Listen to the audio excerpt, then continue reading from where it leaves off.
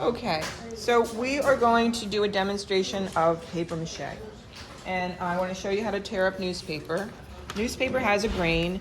You can't really tear it this way. It makes it all messed up. But you can tear it down. The strips can get torn down. And you want to tear enough strips so that you can cover your work with it. We've got a bin full of strips here that we'll use. And we have a bin with paste in it. And you want to stir the paste up. And that's my door. You dip the newspaper into the paste, and you take your hand and you squeegee off the excess back into the bin. Okay? And then you take the newspaper and you drape it over your object. And the first couple times what you want to do is just sort of wrap the entire object with the newspaper. You don't want the newspaper to be really drippy and soggy, because then your armature will completely collapse on you. You don't want that. And notice how I'm taking my thumb and I'm smoothing down this. You do need to smooth it down every time so that in the end you don't have something that's all lumpy.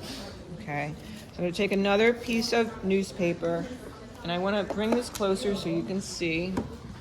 I'm dipping it into the paste so it absorbs the paste, and then I'm taking my fingers and I'm squeegeeing the extra back into the bin so that I'm not splattering it all over the place, and it's just got a nice thin coating of paste on it.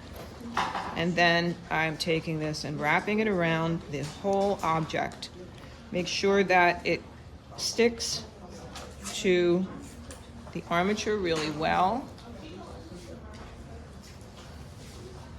And see how I've got a little puddle there? I don't want to have puddles on my work, so I'm going to take a dry piece and put it on that puddle and smooth that on there. You would like to put really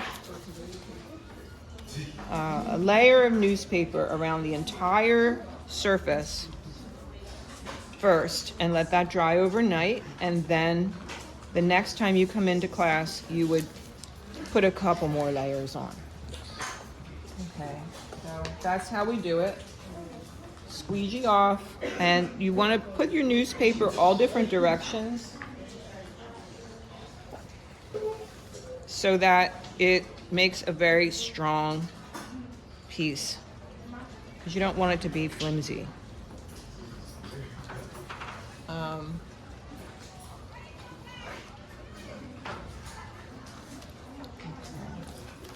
My hands have paste on them, so I'm just going to take it off there and put it on here, smooth it.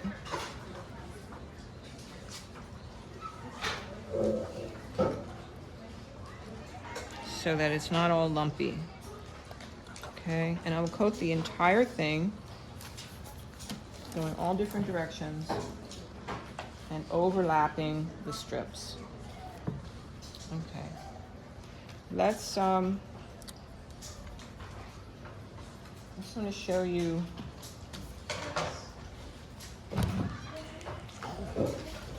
You should be able to tap on it. This one is almost finished.